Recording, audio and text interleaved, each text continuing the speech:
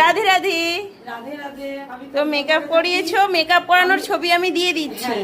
আর এত কিছু নিয়েছে পুরো ভর্তি করে দুহাত। আর তোমার কেমন কি লেগেছে, কোথা থেকে এসছো বলো? ভীষণ ভালো লেগেছে, আমি খুব খুশি। আমি কন্যাগড়েই থাকি, এই ছোট্ট বাবুটাকে দিয়েছিলাম আমার গোপাল সোনাকে রং করার জন্য, দিয়েছি, রং করে ভীষণ পছন্দ হয়েছে।